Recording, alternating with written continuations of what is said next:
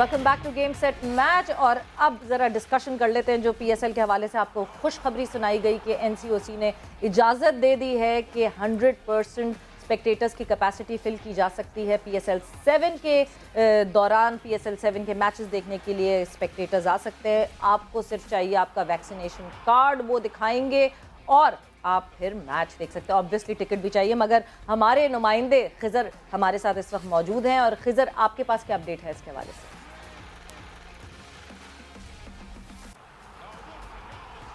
जी बिल्कुल, जो कि कोविड ने पाकिस्तान सुपर लीग के दौरान ही अटैक किया था पाकिस्तान में, तो फिर हमने ये देखा कि पहले क्राउड को लिमिटेड किया गया, विदाउट क्राउड मैचेस हुए। उसके बाद फिर तमाम तर पीएसएल के बाद सिनेरियो कुछ यूँ डेवलप हुआ कि कुछ परसेंटेज की इजाज़त दी गई थी एनसीओसी की जानिब से। मगर अब खुशखबरी है कि पाकिस्तान सुपर लीग का जो आने वाला एडिशन है उसमें 100% क्राउड की इजाज़त है। वैक्सीनेशन कार्ड के साथ आपने आना होगा और जो प्रेजेंट कोविड कंडीशन होगी उसके तनाजुर में मज़ीद फ़ैसले किए जा सकते हैं। तो एक जानिब जब 100% क्राउड को आने की इजाज़त दे दी गई है, इस वक्त मैं नेशनल स्टेडियम कराची में मौजूद हूँ और यहाँ के एनक्लोजर्स आप देख रहे हैं, मेरे बैकग्राउंड में यकीनन दिख रहे होंगे।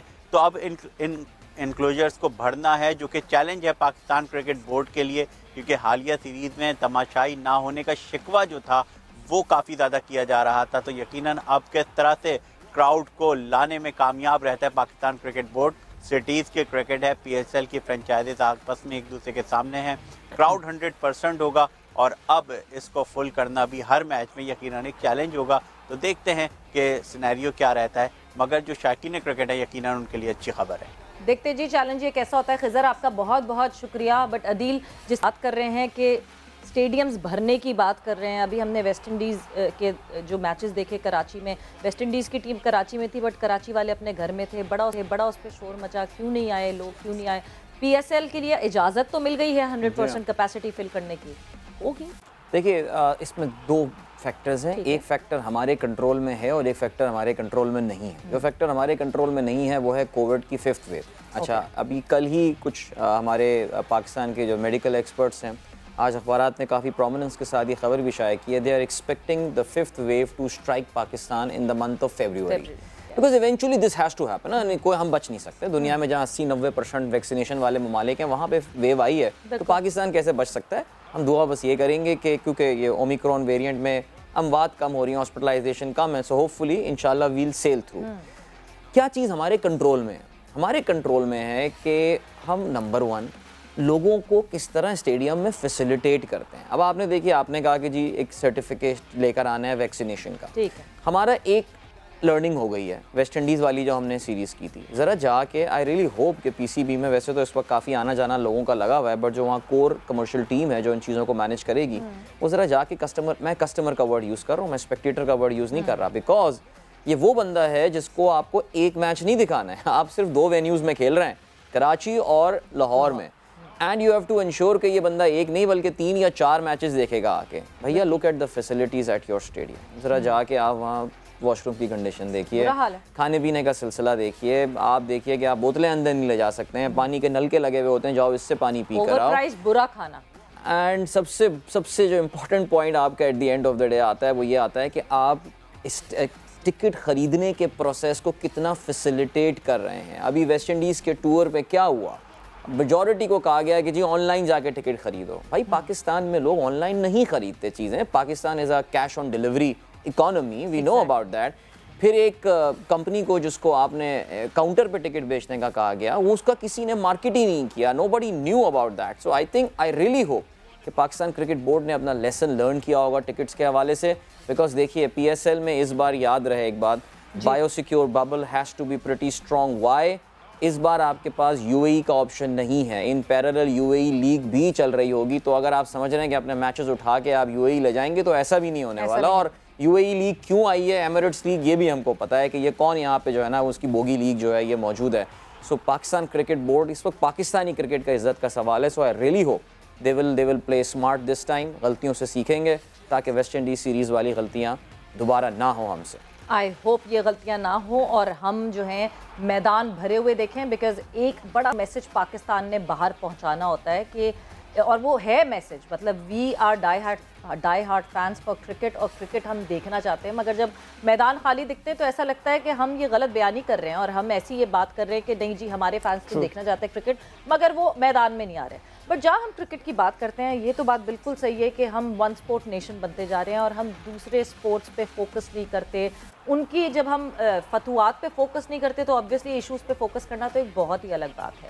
आज हमने इसीलिए जब गेम सेट मैच शुरू हुआ था तो शुरू में आपको यही बताया था कि हम अलग अलग स्पोर्ट्स को हाईलाइट करेंगे और उनके इश्यूज़ हाईलाइट करेंगे। आज हमने जो स्पोर्ट पिकअप किया जियो जित्सु, और जियो जित्सु की जब मैं बात करती हूँ तो पाकिस्तान दुनिया भर में रिप्रेजेंट करता है। एशिया में मेजरली जो है रिप्रेजेंटेशन पाकिस्तान की बहुत ज़्यादा होती है, हमारे प्लेयर्स जो हैं वो मेडल्स भी जीत कर आते हैं, मगर उस तरह की लाइमलाइट नहीं मिलती। आज मेरे साथ जो मौजूद हैं, आज जियो जित्सु के प्लेयर, पाकिस्तान के प्लेयर हमारे साथ मौजूद हैं जिन्होंने जगह जगह पे पाकिस्तान को रिप्रेजेंट किया है, ना सिर्फ रिप्रेजेंट किया है, gold medal, silver medal, bronze medal भी हासिल किए हैं। मोहम्मद अम्मार हमारे साथ स्टूडियो में मौजूद हैं। सबसे पहले तो अम्मार आपको बहुत बहुत खुशामदीद यहाँ स्टूडियो में। वालेकुम अस्सलाम, thank you so much.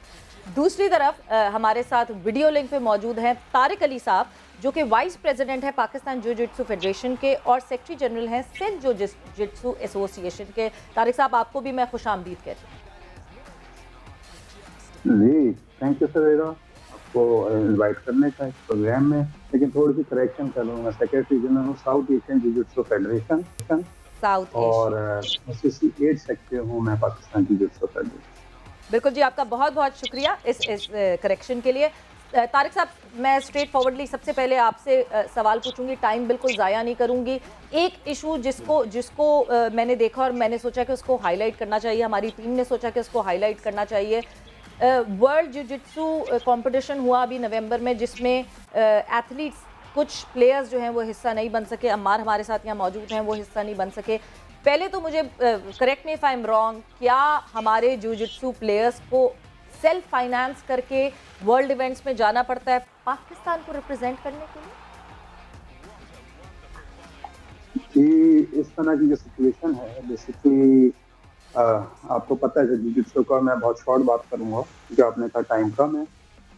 Particularly Jio जित्सु world championship के अंदर जो है, एक्चुअली हमने जो इन्विटेशन अपनी तमाम यूनिट्स को भेजते हैं और उनके पोटेंशियल मेडलिस्ट को पॉइंट आउट कर लेते हैं, ओके। और उसके बाद जब हम इनको प्रॉपर बताते हैं जी आपके जो है हमने वो करना है, इवेंट में पार्टिसिपेट करना है, तो आप लोग ज़्यादा से ज़्यादा प्रिपरेशन करें। और उनकी जो हेड्स होते हैं, लाइक अगर उनके यूनिट्स से तो पाकिस्तान बॉर्डर आर्मी जो भी हम उनको लिख देते हैं, सही है। अब इस तरह का, जिस तरह आपने पूछा मुझसे कि जी सेल्फ फाइनेंस पे जाते हैं, तो ऐसा ये होता है कि सेल्फ फाइनेंस, आपको पता है पाकिस्तान का एथलीट कोई इतना फाइनेंशियली स्ट्रांग नहीं होता कि वो सेल्फ फाइनेंस अरेंज कर सके, सही है। और ना ही वो रिपीट कर सके अगेन एंड अगेन, हो तो किसी इवेंट में हो जा रहा हो तो एक इवेंट हो सकता है, शायद दो हो सकते हैं, लेकिन एक बार एक बंदा नहीं कर सकता। उसके लिए ये होता है कि सेल्फ जो है प्राइवेट स्पॉन्सर जो है वो हम लेते हैं, क्योंकि आपको पता है कि तमाम स्पोर्ट्स की कंप्लेन है कि जी पाकिस्तान में स्पोर्ट्स को सपोर्ट नहीं है, पीछे से स्पॉन्सर का इशू होता है, पाकिस्तान स्पोर्ट बोर्ड का इशू होता है, बहुत सारे प्रॉब्लम्स हैं जिसकी वजह से हमें फाइनेंस का इशू होता है। और जो है वो हम इसको फेस कर रहे होते हैं। अपने जो एडमिनिस्ट्रेटिव मैटर्स को चलाने के लिए भी हम प्रॉब्लम्स में होते हैं तमाम फेडरेशन। ये खाली जियो जित्सु का इशू नहीं है। अब जियो जित्सु चैंपियनशिप, इसके अंदर जो लोग गए थे, इसके अंदर जो है पाकिस्तान जियो जित्सु फेडरेशन ने अपने पोटेंशियल मेडलिस्ट को एक तो लाइन अप किया और उसके बाद जो है इनको बताया कि हम ये इवेंट करने जा रहे हैं। हमने जो है इन लोगों को स्पॉन्सर के लिए अपने रिसोर्सेज को इस्तेमाल करके हमने जिन एथलीट्स को स्पॉन्सर के लिए हमने भेजा, अब बाकायदा उसके डॉक्यूमेंट और हमने लेटर्स दिए इन एथलीट्स को और डिपार्टमेंट्स को।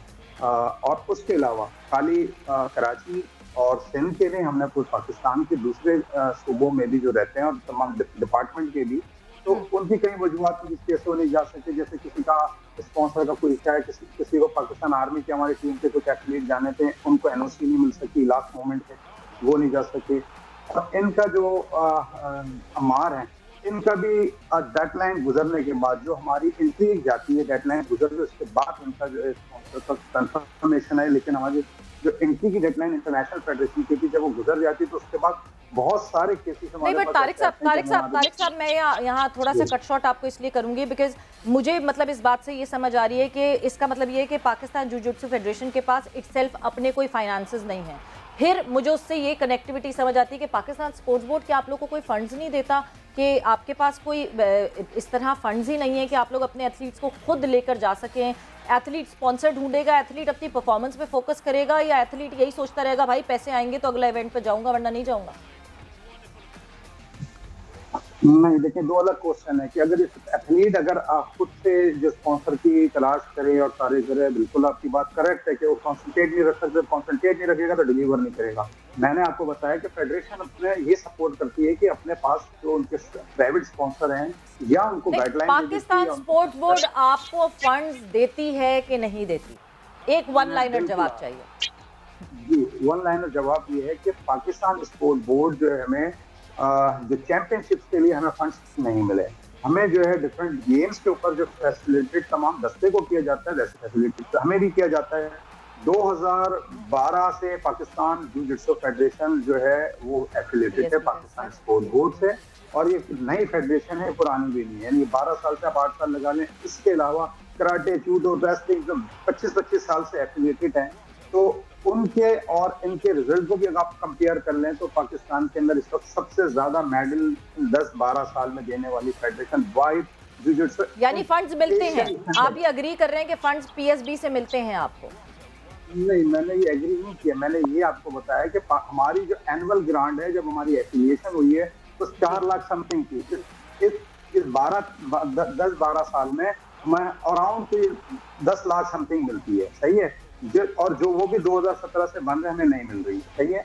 लास्ट 2020 के बाद जो कोविड का ईयर गया 2020 या 21 का फिस्कल ईयर के अंदर हमें कुछ फेडरेशन को 5 लाख रुपए, आप सोचो उससे डोमेस्टिक लेवल का या डिस्ट्रिक्ट लेवल का भी इवेंट हम नहीं कर सकते, ना ही हमारे एडमिनिस्ट्रेटिव मैटर्स पूरे हो सकते हैं। तो जिसकी वजह ये होती है कि हमें अपने प्राइवेट स्पॉन्सर खुद करना पड़ते हैं जो हमारा पार्टिसिपेशन के लिए, क्योंकि हमारा एथलीट पार्टिसिपेट नहीं करेगा, रैंकिंग पॉइंट नहीं बनेंगे तो वो किसी बड़े इवेंट में नहीं जा सकता, ना ही क्वालिफाई कर सकता।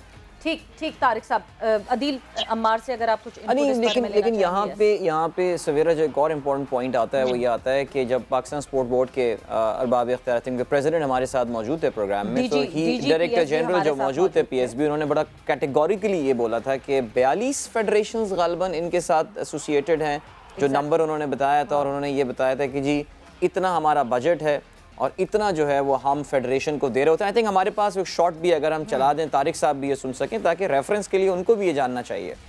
1 अरब ग्रांट मिलती है पाकिस्तान स्पोर्ट्स बोर्ड को, जिसमें से 40% जो सारे फंड्स हैं वो पेंशन और सैलरीज में चले जाते हैं। फिर बाकी रह जाते हैं 60% फंड्स। जो 60% फंड्स हैं वो 41 एसोसिएशंस हैं आप लोग के अंडर या फेडरेशन है, जिसके इर्द गिर्द जो है वो डिवाइड किए जाते हैं। क्या ये सही है इन्फॉर्मेशन आसिफ साहब? जी बिल्कुल, ये इन्फॉर्मेशन ठीक है। जो आपका एक रेशो है जो हम स्पोर्ट डेवलपमेंट पे करते हैं, लेकिन ये आपको मैं कह रहा हूँ ये डिवॉल्व सब्जेक्ट है, और अब डिवॉल्व के अंदर जो है प्रोविंसेस के बजट है हमसे ज़्यादा है। अगर हमने हॉकी की अगर पार्टिसिपेशन हुई है अभी ढाका में और इंडिया में, तो उनको सिंध गवर्नमेंट ने भी स्पॉन्सर किया है और साथ पंजाब गवर्नमेंट ने भी किया है। जहाँ इन तमाम प्रोविंसेस को वो हम एज ए रेगुलेटर हम काम कर रहे हैं, हम उनको भी साथ साथ लेके चल रहे हैं कि जी आपने अपने स्पोर्ट्समैन को और मुख्तलिफ स्पोर्ट्स के इवेंट्स को आपने सपोर्ट कर रहे हैं, और साथ साथ जो है उसकी मार्केटिंग और उसकी ब्रांडिंग भी करनी है।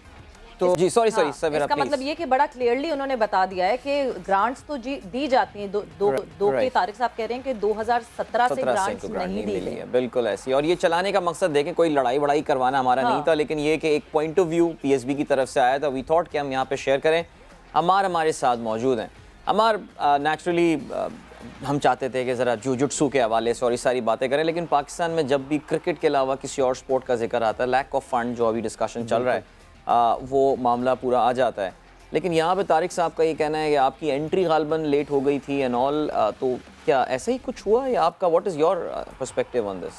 जी बिल्कुल, मैंने उससे बिल्कुल वर्ल्ड चैम्पियनशिप से 1 महीने पहले जो है मैं एशियन चैम्पियनशिप में पार्टिसिपेट करके आया हूँ। वहाँ पे मेरा ब्रॉन्ज़ मेडल हुआ था। मुझे उम्मीद थी कि मैं अगला इवेंट जो है वो अपनी फुल अपना परफॉर्मेंस के साथ जो है ना मैं पार्टिसिपेट करूँगा और मेडल लेकर आऊँगा। लेकिन अनफॉर्चुनेटली वो जो हमारी डेडलाइन होती है वो ऐसी होती है कि उसमें ऊपर नीचे हो जाए तो फिर वो चीज़ जो है वो कंसीडर नहीं की जाती। मेरा जो स्पॉन्सर का जो मामला था वो यही था कि सेल्फ स्पॉन्सर और कहीं से कुछ मुझे अरेंजमेंट जो थी वो हो गई थी, लेकिन वो डेडलाइन के बाद हुई तो वो मैं पार्टिसिपेट नहीं कर सका। और मुझे उम्मीद थी कि मैं इस इवेंट में अगर मैं पार्टिसिपेट करता तो मैं बहुत अच्छी परफॉर्मेंस लेकर आता।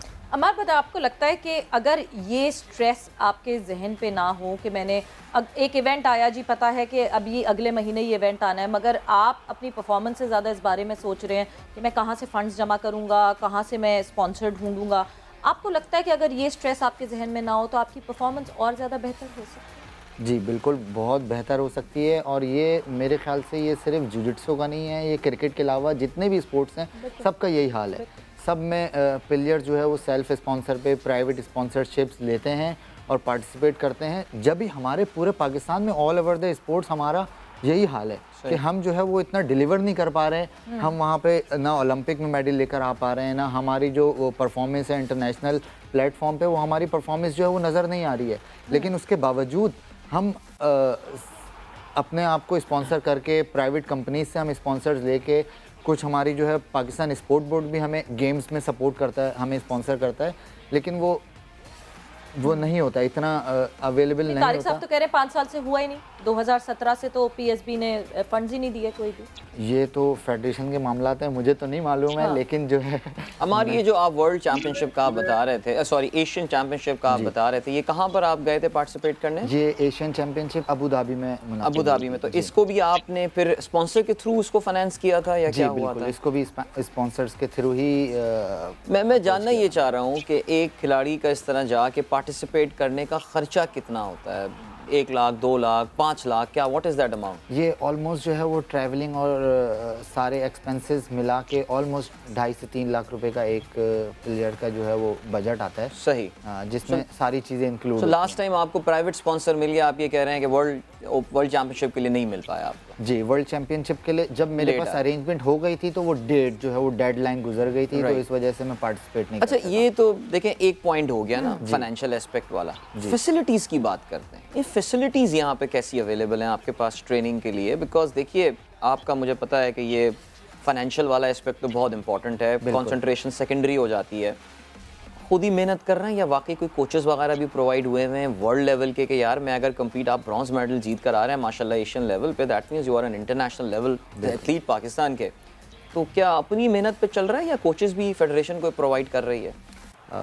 सर कोचेस की बात मैं करना चाहूँगा, उसमें मैं जिक्र करना चाहूँगा, मेरे साथ बैठे हुए हैं सर तारिक अली, ये मुझे तकरीबन 2004 से कंटिन्यू कोचिंग करवा रहे हैं। और उसके साथ साथ ये एडमिनिस्ट्रेटिव मामलात भी देख रहे हैं और उसके साथ साथ मुझे और मेरी टीम को कोचिंग भी करवा रहे हैं। और ये जो मैं यहाँ पे एशियन बीच गेम्स का गोल्ड मेडलिस्ट हूँ, वर्ल्ड चैम्पियनशिप का सिल्वर मेडलिस्ट हूँ, मेरा रैंकिंग में 3rd रैंक मेरा नाम रह चुका है 2015, 16, 17 में। तो उसका क्रेडिट जो है वो जाता है सर तारिक को, क्योंकि उन्हीं वजह से ही मैं यहाँ पे पहुँचा हूँ। जितनी एफ़र्ट मैंने किए हैं उससे डबल एफ़र्ट जो है वो उन्होंने किए हैं यहाँ तक पहुँचाने में मुझे। और उसके साथ साथ वो एडमिनिस्ट्रेटिव मामला भी संभाल रहे हैं, फेडरेशन को भी देख रहे हैं, प्लेयर्स को भी देख रहे हैं। मैं ये चाह रहा हूँ कि जिस तरह से हमें सपोर्ट मिलनी चाहिए, इसी तरीके से कोचिंग लेवल पे, एडमिनिस्ट्रेशन लेवल पे भी सपोर्ट मिले ना, तो हमारा जो जुजित्सु है वो बहुत ऊपर जा सकता है। और हम लोग कंटिन्यू 2006 से कंटिन्यू मेडलिस्ट हैं, कंटिन्यू जिस इवेंट में भी जाते हैं हमारे मेडल्स जो है वो आते ही हैं, उसमें हम पोडियम पे खड़े हुए होते हैं। वो मैं हूँ, अबू हुरैरा हूँ, वो शाजेब हो, वहीद हो, बहुत सारे प्लेयर्स हैं जो कि पाकिस्तान के हैं जो जुजित्सु खेल रहे हैं। हम लोग कंटिन्यू मेडल होल्डर्स हैं। लेकिन हाँ ज़बरदस्त ये परफॉर्मेंसेस हैं और वाकई रेगुलरिटी में जुजित्सु की तरफ से परफॉर्मेंसेस हमें आती रहती हैं, हमें पता चलता रहता है कौन से हमारे प्लेयर ने जाके बाहर हमारा नाम इतना रोशन किया। बट तारिक साहब, जब फिर वही एक बात आ जाती है, फंड्स नहीं होंगे तो क्या करेंगे एथलीट्स? आपने कभी पीएसबी को, मतलब आप कह रहे हैं 2017 से पीएसबी ने आपको फंड्स नहीं दिए, इसका मतलब ये कि 5 साल हो गए और कोई फेडरेशन एसोसिएशन 5 साल जो है वो विदाउट फंड्स प्राइवेट स्पॉन्सर्स ढूंढ ढूंढ के सर्वाइव नहीं कर सकती। कभी ऐसा हुआ कि पाकिस्तान स्पोर्ट्स बोर्ड से आपकी बात हुई हो? डीजी साहब अभी नए आए हैं, आपकी कोई मीटिंग हुई उनसे इस हवाले से? जी सर, मुझे थोड़ा सा टाइम दीजिएगा, मैं जरा कोचिंग पे भी थोड़ा सा डिस्कस करूंगा और आपके सवाल का भी जवाब दूंगा। डीजी साहब से मेरी पर्सनल भी मीटिंग हो चुकी है इस हवाले से और मैंने वहाँ विजिट किया इस्लामाबाद और मैं उनको पर्सनली मैंने पूरी प्रोफाइल फिजिक्स फेडरेशन की उनको ब्रीफ की है और उनके हैंडओवर कर मैं प्रॉपर चीज़ों को आया हूँ। आई होप कि वो एक पोटेंशियल बंदा मुझे नजर आया और फ्यूचर में जो है वो उसको बेहतर कर सकते हैं। लेकिन देखिए, मैं आपको एक बात बताऊं, ये आपके सामने जो अम्मार बैठे हुए हैं, ये इस वक्त इनके 3 दफा गोल्ड मेडलिस्ट हैं एशिया के, 2 बार सिल्वर मेडल हैं और ये वर्ल्ड गेम के और वर्ल्ड रैंकिंग की टॉप है जो उन्होंने आपको सब बता दिए। लेकिन ग्रेजुअली जब आप देखेंगे, पहले गोल्ड लेते रहे, बाद में सिल्वर हुआ, अब ये ब्रॉन्ज हो गए। हर चीज के पीछे बिहाइंड द पिक्चर कोई सीन ऐसा होता है जिसका इफेक्ट पड़ रहा होता है ऑटोमेटिकली एथलीट पे ना, जिसकी वजह होती है। और उसका सबसे बड़ा प्रॉब्लम है जो हम अभी डिस्कस कर रहे हैं, फाइनेंशियल जो क्राइसिस हम सर्वाइवल वॉर लड़ रहे हैं कई सालों से, कि हम जो है कोशिश करते हैं कि पीएसबी को ट्राई करें और सालों से हम कर रहे हैं, या जो भी इस तरह की अथॉरिटी है अपने प्रोविंस के लेवल पे हर बंदा कोशिश कर रहा होता है। और हमारे जितने भी ये टीम है हमारी पीजेजेएफ की, अपने प्रोविंस की जो हमारे तमाम यूनिट्स के लोग हैं, वो बहुत एफर्ट करते हैं कि जिसकी वजह से रिजल्ट है कि पाकिस्तान जिजित्सो मुसलसल 2008 से 2006 से कंटिन्यू 2021 तक के मेडलिस्ट अगर किसी फेडरेशन के पास है, एवरी ईयर विदाउट एक गैप आया है। जो कोविड में जिसमें इंटरनेशनल तमाम एक्टिविटी बंद हुई, वही जिजित्सो फेडरेशन है जो कंटिन्यू मेडल लाती रही। और ये मैं एशिया लेवल की बात कर रहा हूँ, साउथ एशिया बहुत नीचे का है जिसका हमारा कंपटीटर सिर्फ इंडिया होता है और कोई इतना खास कंपटीशन। एशिया में जब हम जाते हैं बहुत टफ कंपटीशन है। अल्हम्दुलिल्लाह वर्ल्ड पाकिस्तान जिजित्सो फेडरेशन एक वाहिद तो ये फेडरेशन है, मैं आप लोगों की इंफॉर्मेशन में ला दूं, जिसने सीनियर कैटेगरी, जूनियर कैटेगरी के कैडेट कैटेगरीज, मैन वुमेन, अपने under 16, under 14, under 18, under 21 world university championship, तमाम के मेडलिस्ट पाकिस्तान जिजित्सो के फेडरेशन के एथलीट्स हैं, जीते हुए, विन किए हुए मेडलिस्ट हम लोग, टॉप 1, 2, 3 के अंदर हम हैं। कोई ऐसी फेडरेशन नहीं है। बट अनफॉर्चुनेटली इतनी सक्सेस के बाद भी अम्मार जो है आपके सामने बता रहा है कि जी हमें स्पॉन्सर का इशू आया, तो जिसकी वजह से हम नहीं जा सके। अभी खाली अम्मार नहीं है और भी बहुत सारे लोग कि जिसकी वजह से वो स्पॉन्सर के ऊपर जब हम भी कोशिश करते हैं, फेडरेशन जो अपनी पूरी एफर्ट करती है, जब एवरी ईयर एथलीट पार्टिसिपेट कर रहा है तो उसके पीछे कोई तो एफर्ट कर रहा होगा जिसकी वजह से ये सिचुएशन है। दूसरी चीज कोचिंग के हवाले से मैं आपको बताऊंगा, मैं 10 साल मैं खुद पाकिस्तान की कोचिंग को लीड करता रहा हूँ, क्योंकि ये मेरे स्टूडेंट भी हैं और ये पाकिस्तान के हीरोज भी हैं। आप यकीन जाने कि कोचिंग के अंदर हमारी यहाँ प्रॉब्लम ये है कि एक पॉलिसी बनी है मिनिस्ट्री ऑफ आईपीसी या स्पोर्ट बोर्ड की कि अगर हम अब ये delivery of result local coaches का है कि ये वर्ल्ड रैंकिंग पे एशिया के इतने मेडल्स है, बट रिस्पेक्ट की इतनी कमी है कि अगर एक आपने फॉरेन कोच रख लिया गोरी चमड़ी वाला, तो उसको आप 2,500 और 3,000 आप डॉलर पे करते हैं पर मंथ। और यहाँ बेचारे का ये हाल होता है कि उसको अगर वो सर्विस के अंदर है, वागडा आर्मी डिपार्टमेंट का, उसको 15,000 रुपए देंगे और जो अगर वो नहीं होगा तो 25,000 देंगे। तो हाउ कैन पॉसिबल कि वो डिलीवर करेगा? कंट्री के लिए लिमिटेशन होती है कि यार वो डिलीवर कर रहा है, बट उसके भी मामला आते हैं। तो हमारे लोकल कोचेस ने इतना परफॉर्म किया है कि, और खाली मैं नहीं, बहुत सारे जो हमारे जितने अब तक जो कर रहे हैं माशाल्लाह से, तो वो कोचिंग हमारे साथ इतना माशाल्लाह वेल है कि जिसके रिजल्ट ये आती है कि मेडल की डिलीवरी वो उनके पास आप देख रहे होते हैं। ग्रेट। अम्मार, आपसे आखिर हम सवाल ये पूछेंगे, रनिंग आउट ऑफ टाइम, अब क्या प्लान है आगे का? क्या चैम्पियनशिप आ रही है, कौन से टूर्नामेंट्स आ रहे हैं और उसकी तैयारियां क्या चल रही हैं? अभी 2022 में हमारे एशियन इंडोर गेम्स आ रहे हैं, एशियन बीच गेम्स आ रहे हैं, एशियन गेम्स आ रहे हैं, एशियन चैम्पियनशिप्स हैं, वर्ल्ड चैम्पियनशिप्स हैं, ये सारी इस 2022 में पाइपलाइन में मौजूद हैं, जिसकी तैयारियां जो है वो फुल फॉर्म में जो है वो जारी हैं। बस यही है कि उम्मीद है कि इंशाल्लाह इस तरह का कोई मिसहैप नहीं होगा कोई स्पॉन्सर्स की तरफ से। मुझे उम्मीद है कि इस चैनल के बाद जो है वो स्पॉन्सर्स जो है वो मुझे अप्रोच कर लेंगे। तो इंशाल्लाह इस इवेंट के बाद, मतलब इस प्रोग्राम के बाद मेरी और भी मोटिवेशन लेवल जो है और भी डबल हो जाएगी। और मुझे उम्मीद है कि मैं आगे जो इवेंट जो आ रहे हैं उसमें परफॉर्म करूंगा और पाकिस्तान का नाम रोशन करूंगा इंशाल्लाह। मार गुड लक आपको और उम्मीद करते हैं कि आपकी परफॉर्मेंस अच्छी रहे। और बहुत बहुत शुक्रिया यहाँ स्टूडियो में आने के लिए। तारिक साहब आपका बहुत बहुत शुक्रिया कि आप हिस्सा बने हमारे शो का। बिल्कुल जिस तरह बताया, क्रिकेट के अलावा जो बाकी स्पोर्ट्स है उन पे गवर्नमेंट की नज़र तो नहीं पड़ती है, मगर कुछ ऐसे ही लोग होते हैं जो कि डट के लगे हुए हैं। और जिस तरह तारिक साहब ने भी कहा कि वो डट के लगे हुए हैं, बट पाकिस्तान स्पोर्ट्स बोर्ड को इस पर ज़रूर नजर सानी करनी चाहिए कि एथलीट्स खुद पैसे दे के क्यों जाते हैं इवेंट्स के लिए। ये एक बहुत बड़ा मसला है, एक बहुत बड़ा मामला है। एथलीट्स पाकिस्तान को रिप्रेजेंट करें, मेडल्स जीतें या फिर पैसे अरेंज करें, ये एक बहुत बड़ा सवाल है। बट इसी सवाल पे, यही फूड ऑफ थॉट पे हम इस शो को ख़त्म करते हैं। वक्त यहाँ ख़त्म हो गया है। Thanks a lot. आप लोग का बहुत बहुत शुक्रिया। अपना ख्याल रखिएगा। Take care, bye bye.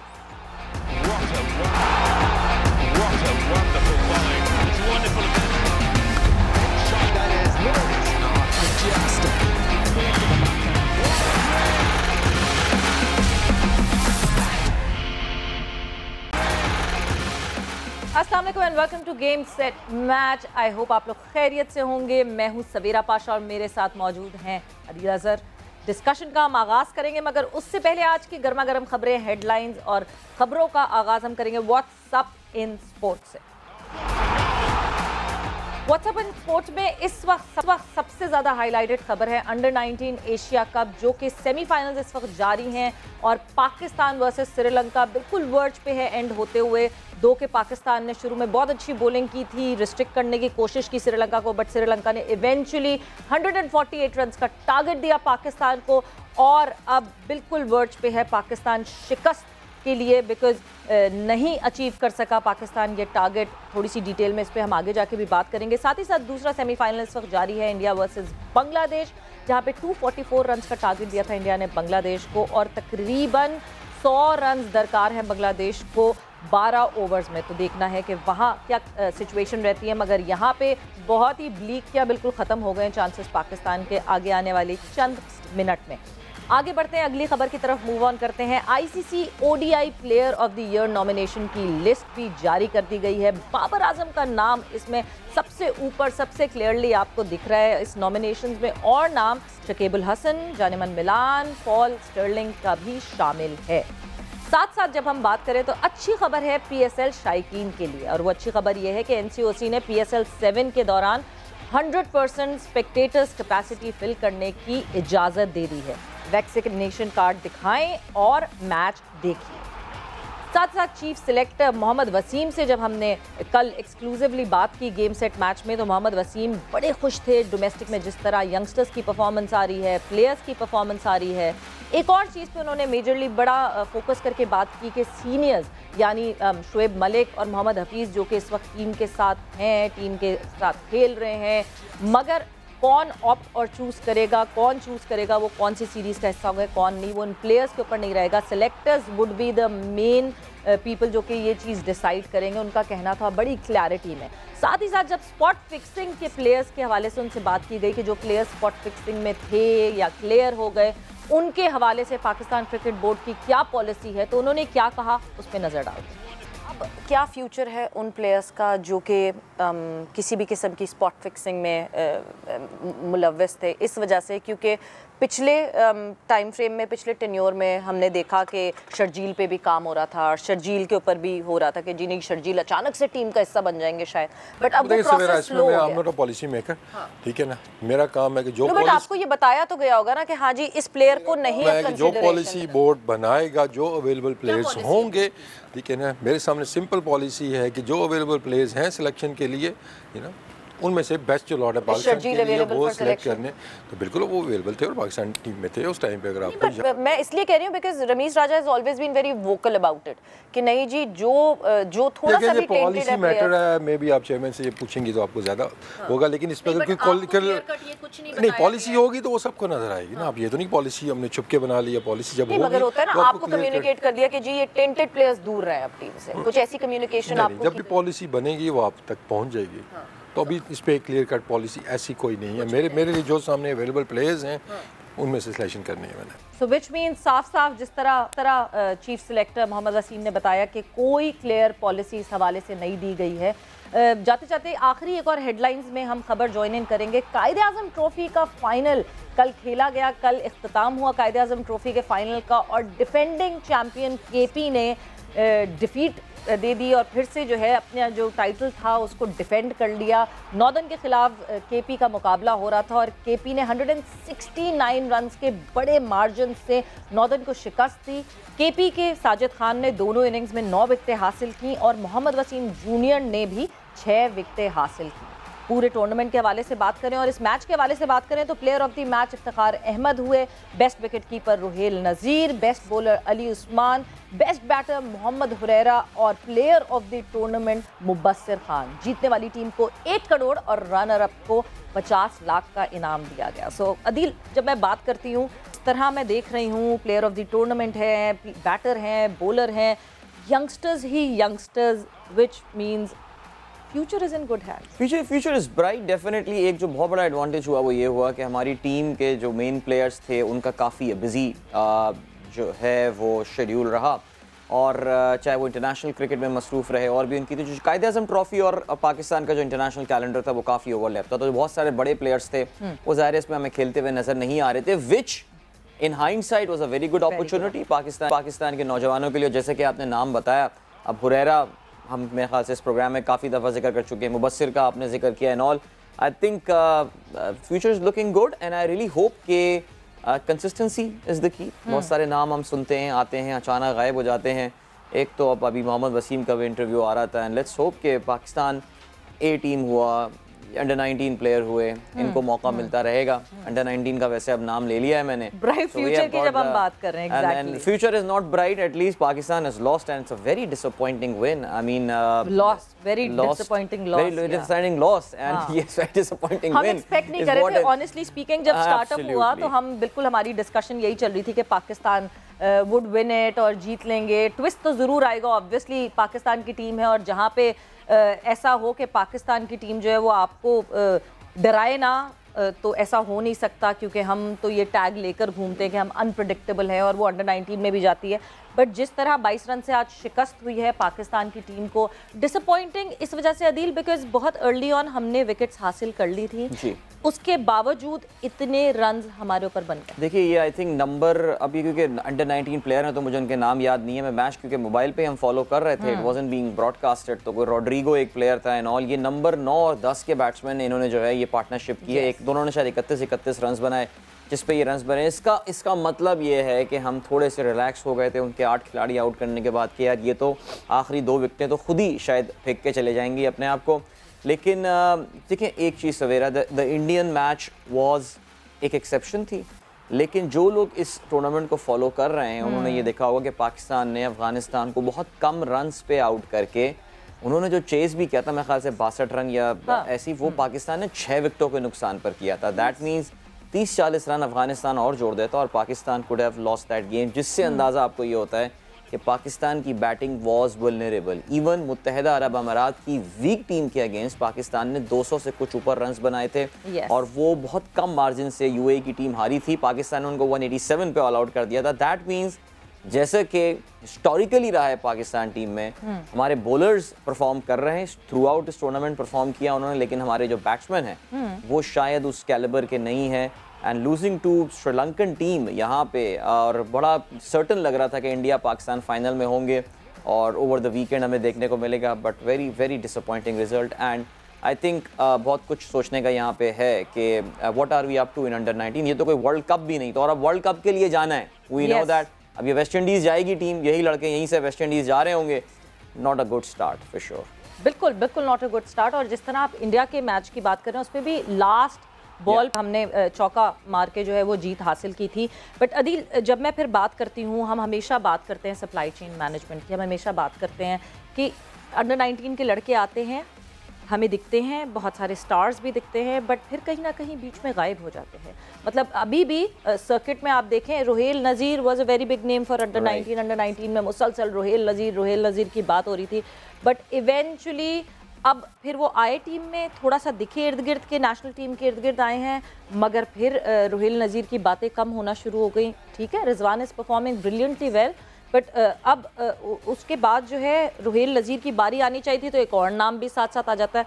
But जहां हम ये डिस्कशन कर रहे हैं, हमारे एक मेहमान हमारे साथ हैं इस वक्त, हमें ज्वाइन करेंगे शो पे, पाकिस्तान के फॉर्मर टेस्ट क्रिकेटर, किसी तारुफ के मोहताज नहीं, शुएब मोहम्मद साहब हमारे साथ मौजूद हैं।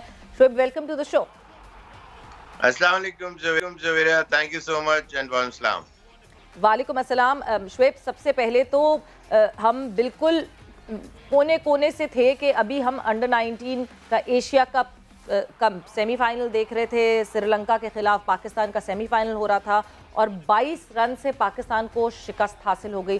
शुएब, हमारी डिस्कशन अभी ये चल रही थी कि जो प्लेयर्स हमें अंडर 19 के स्टार्स दिखते हैं, वो उनको बीच में क्या हो जाता है, कहाँ गायब हो जाते हैं और वो पाकिस्तान नेशनल टीम तक पहुँच क्यों नहीं पाते? बहुत इम्पोर्टेंट क्वेश्चन है और बिल्कुल नीड ऑफ द आवर।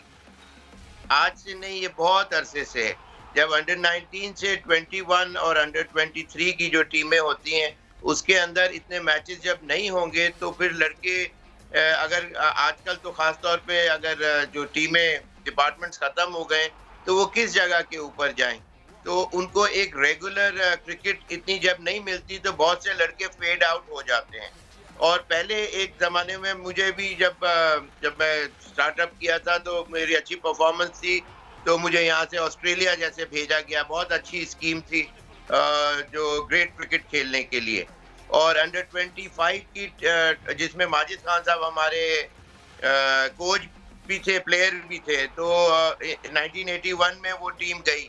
तो अंडर 25 की टीम थी, लेकिन ये कि उनको कैप्टन बनाया था। और तो उस तरह का एक्सपीरियंस जो हमारे को उनके साथ वहाँ रह के मिला। और फिर अंडर 23 के जो टूर्स वगैरह, तो ये चीज़ें एवरी नाउ एंड देन ज़्यादा सक्सेशन में जब नहीं होंगी और बीच में गैप आ जाएगा, वॉइड आ जाएगा, तो फिर वो लड़के फेड आउट हो जाते हैं और फिर उनको खुद नहीं पता होता कि वो कहाँ खड़े। पास प्लेयर हर लास्ट टूर्नामेंट में उसका ज़रूरी नहीं है कि वो बहुत अच्छी परफॉर्मेंस करे और फ्लाइंग कलर्स से पास आउट हो, हाई परफॉर्मेंसेस उसकी हो, लेकिन वो प्लेयर अच्छा हो सकता है। लेकिन ये कि जब उसको क्रिकेट नहीं मिलेगी तो फिर वो नेचुरली उसको कोई नहीं लेगा। लास्ट परफॉर्मेंस अच्छी नहीं है, लेकिन प्लेयर अच्छा होने की वजह से उसको जब क्रिकेट नहीं मिलेगी तो फिर नुकसान पाकिस्तान का होता है। तो इस किस्म की चीज़ें डेफिनेटली वॉइड है बीच में और इसको ओवरकम करना चाहिए पीसीबी को, specially with the induction of Ramiz. वो खुद इन सारे रिचुअल से गुजर चुका है, उसको आई एम श्योर ये सारी चीज़ें याद होंगी। लेकिन ये कि अभी इस वक्त हो सकता है ज़्यादा बिजी हो, लेकिन मैं एक्सपेक्ट कर रहा हूँ कि ये तमाम चीज़ें in the fourth coming days visible होना शुरू हो जाए। शुएब साहब, रमीज़ ने, आपने उनका जिक्र किया, उन्होंने अपनी एक इंटेंशन का इजहार किया है और वो है अंडर 19 PSL करवाने के हवाले से। यानी यही जो फ्रेंचाइज हैं ये अंडर 19 टीम्स बनाएंगी और इनका एक PSL, I think if I am not mistaken, later half of the next year की, 2022 की शायद सेकेंड हाफ की ये बात की जा रही है। तो मेरे ख्याल से आप जो बात कर रहे हैं वो तो फिर इनकॉन्ग्रुएंस है, इन रेजोनेंस है जो रमीज़ के प्लान्स हैं, तो पॉजिटिव स्टेप। बिल्कुल अंडर 19 के लिए देखिए, you got to make things happen. और वो जब अंडर 19 का बच्चा, आज 50-60 बच्चे सेलेक्ट होंगे उसके अंदर सपोजिंगली, तो वो पूरे नेशन के बच्चों को मैसेज जा रहा होगा कि कल उन 50-60 बच्चों के शूज में उनकी भी बारी आ सकती है। And they could be highlighted, उनको भी जो ग्लैमर अटैच, जो टीवी का, मीडिया का, इंटरव्यूज और जो हैपनिंग, जो जब चीज़ एक्साइटमेंट जब होती है तो फिर it comes with a high percentage of positive notes, vibes आती हैं। तो वो दूसरे बच्चे को जिसको क्रिकेट का शौक ही ना हो वो वहाँ से खेलना शुरू कर दे। तो ये तमाम चीज़ें ऑन द पॉजिटिव साइड्स हैं। और मे बी उनको अभी से इतना पैसों का वो ज़रूर नहीं होना चाहिए, लेकिन cricket is a very expensive game and it cost lot of money to get involve in it. और जब डिपार्टमेंट ना हो तो ये सारी चीज़ें मुश्किलात हो जाती हैं। तो this tournament of PSL for under 19 could be way out for it. बिल्कुल, मगर फिर हमारा फिर दूसरी एक डिबेट ये बनती है कि फिर तो यंगस्टर्स शॉर्टर फॉर्मेट में इंटरेस्ट T20 फॉर्मेट की आदत डाल रहे हैं हम अपने लड़कों को, जवानों को, यंगस्टर्स को। सो इसका मतलब हम टेस्ट तो भूल जाएं कि हमारी फिर टेस्ट में ना वो परफॉर्मेंसेस दिखेंगी, क्योंकि फर्स्ट क्लास की तरफ लड़के जाएंगे नहीं। कौन लड़का इतना लंबा खेलेगा और इतने कम उसको पैसे मिलेंगे? शॉर्टर फॉर्मेट खेलेगा, अंडर 19 PSL खेलेगा, खुश रहेगा। नहीं, बहुत अच्छा पॉइंट है, लेकिन सवेरा इसमें देखिए, अगर इसके अंदर you got to be street smart in this respect, in the sense जब अंडर 19 से एक जो प्लेयर होता है उसके करेक्टिव मेजर्स, जो उसका जो राइट फुट फर्स्ट है, उसका एटीट्यूड होता है, एक पता चलता है कि ये बॉर्न क्रिकेटर है, या इसके अंदर थोड़ा सा इसके ऊपर फिनिशिंग टचेस दिए जाएं तो he can go a long way. तो वहां से उसको निकाल के उसको उस पाइपलाइन में डाल देना चाहिए कि जहां वो पाकिस्तान के लिए 10 साल 15 साल टेस्ट क्रिकेट के अंदर आ सके। यहाँ बच्चों को इसलिए कि अभी डिपार्टमेंट्स नहीं है, उसकी वजह से बहुत लैग नज़र आ रहा है, और यहाँ उनको इंटरेस्ट पैदा कराने के लिए T20 में लेके आए। अगर यहाँ तक ये चीज़ तो फर्स्ट स्टेप सही है, लेकिन जो सेकंड स्टेप है वो बहुत इम्पोर्टेंट इसलिए है कि यहाँ से उसको अगर पिक एंड चूज किया जाए, you got to read in between the lines वाली बात है कि जो उसके अंदर वो जो अगर क्वालिटी आप असेस करते हैं कि ये अच्छा प्लेयर है, इसकी टेक्निकल एबिलिटी अच्छी है, माइंडसेट अच्छा है, और इतना ईगर है, पैशनेट है, डिटर्मिन्ड है, तो वो तमाम चीज़ें लेके उसको हायर स्टेज के लिए तैयार करना शुरू, रादर देन उसको उसी फॉर्मेट के अंदर और पाकिस्तान की T20s के अंदर। इससे आप अगर मैंने ये स्टार्टअप किया होता तो मैं यहाँ से उन बच्चों को इस जगह पे लेके आता और फिर यहाँ से इसी लेवल पे नहीं रखने की कोशिश करता, फिर यहाँ से पिक एंड चूज आपको इंटरेस्ट देख लिया और फिर उसके level next and the one above वहाँ के लिए तैयारी कराने के लिए बेसिकली ये जो फर्स्ट स्टेप है इसको यहाँ इस लेवल के ऊपर लाने के लिए तैयारी करी जाए तो फिर तो ये चीज़ बहुत अच्छी है। वरना आपका पॉइंट बिल्कुल वैलिड है, I totally agree on your lines when where you stated के वहाँ तो पाकिस्तान फिर T20 में ही रह जाएगा, जो कि नज़र आ रहा है। इसी के बड़ी क्रिकेट फॉर्मेट के लिए there is not much things being done so far. इसी के जो ज़्यादातर कोचेज जो हैं वो सारे वो प्लेयर्स हैं वो failures in their life time रहे हैं। ये कुदरत की बात होती है, किसी को मौका मिलता है किसी को नहीं मिलता है। तो ये वो प्लेयर्स ज़्यादा पाकिस्तान के सर्किट के अंदर ओवरऑल वो प्लेयर्स हैं जो who had been failures in their lifetime and yet they are among the highlighted spots around Pakistan where these youngsters are being taught by them। तो वो चीज़ naturally you are what you eat, जो आपने खेला है, आपने सीखा है खेलते हुए, वही आप डिलीवर कर सकते हैं ना। किताब पढ़ के आप ऑपरेशन करने में तो डायरेक्ट नहीं जा सकते। शुएब साहब ये बहुत बड़ा एक स्टेटमेंट है आपकी तरफ से कि जो कोचेस इस वक्त डोमेस्टिक की टीम्स को कोच कर रहे हैं वो अपने करियर में दे वर फेलियर्स मगर दे आर कोचिंग। बट आपको ये लगता है कि ये तो एक बिल्कुल ही डिफरेंट फील्ड है कोचिंग की। जब हम बात करते हैं coaching is entirely a different field.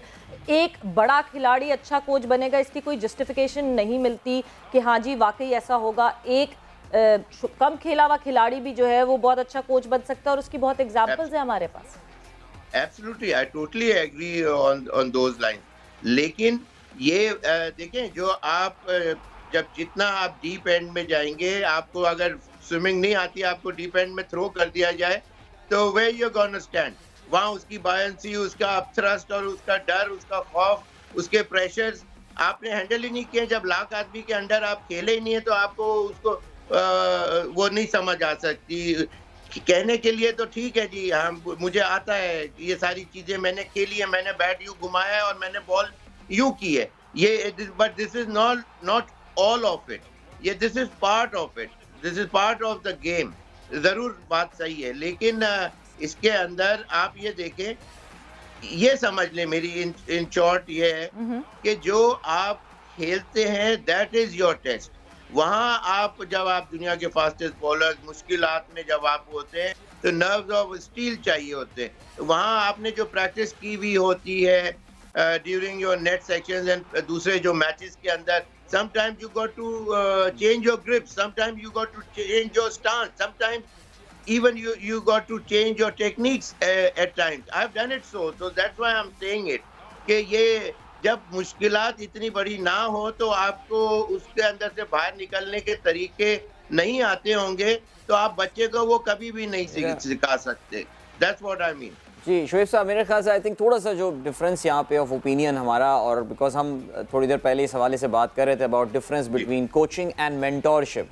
शायद मेंटोर की ज़रूरत तो हो हमारे नौजवानों को, लेकिन जहाँ तक कोचिंग का ताल्लुक है, I think coaching now has become a science. I mean it is about, इसमें काफ़ी ज़्यादा एकेडमिक्स का भी एलिमेंट आ गया है इसमें, ये सारी चीज़ें. लेकिन बहरहाल जी मैं असल में सिर्फ we need to wrap up because हमें एक ब्रेक की जाने पड़ना है. आखिरी कमेंट साहब से लेना चाहूँगा मैं. ये जो जितनी जो एल्मनैक्स और ऑफ क्रिकेट जितनी लिखी गई हैं, that has all been written by a person or two or maybe a few more. ये कोई कुदरत से ऊपर से किताब उतर के नहीं आई. You got to understand that. तो बात ये है कहने की कि ये चीजें जो खेले प्लेयर थे उन्होंने, चंद प्लेयरों ने मिलके ये आके सर्टिफिकेशन का जो प्रोसेस का वो लगा दिया हुआ है जो टैग.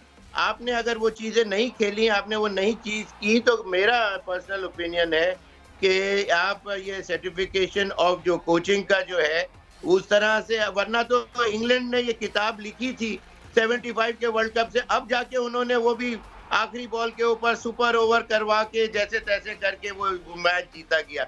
वरना तो ये कि इंग्लैंड की आज भी वो पोजीशन देख लें जो भी टेस्ट क्रिकेट के अंदर है. कहने का मतलब ये है कि ये किताबों से क्रिकेट अगर होती तो सबसे अच्छा इंग्लैंड कोई किसी और टीम को जीतने ही नहीं देता. जी बिल्कुल जी. बस यहाँ पे मैं इस पूरी डिस्कशन को एंड करती हूँ, मगर इसका मतलब ये है कि एक लंबी डिस्कशन आपके साथ होना ज़रूरी है और इस पे बात करना ज़रूरी है कि अगर किताबों से क्रिकेट अच्छी होती तो इंग्लैंड का इस वक्त जो एशेज़ में हाल है शायद वो ना होता या इस तरह नहीं होता इंग्लैंड का हाल. But thanks a lot for joining in. Shoaib साहब आपका बहुत बहुत जहाँ हम बात कर रहे हैं जिस तरह NCOC की हमने अच्छी खबर दी PSL 7 के हवाले से, जो उन्होंने कहा 100% कैपेसिटी में स्पेक्टेटर्स अब आ सकेंगे स्टेडियम, उसके हवाले से हम अपडेट लेंगे अपने नुमाइंदे से. मगर उससे पहले हम जाएंगे एक ब्रेक पर और ब्रेक से वापस आएंगे तो वो अपडेट भी लेंगे, साथ साथ जिu-जित्सु के हवाले से हमने डिस्कशन करनी है और बहुत ही इंपॉर्टेंट डिस्कशन करनी है, बहुत ही इंपॉर्टेंट टॉपिक पे बात करनी है. बिकॉज क्रिकेट को मिलती है सारी लाइमलाइट,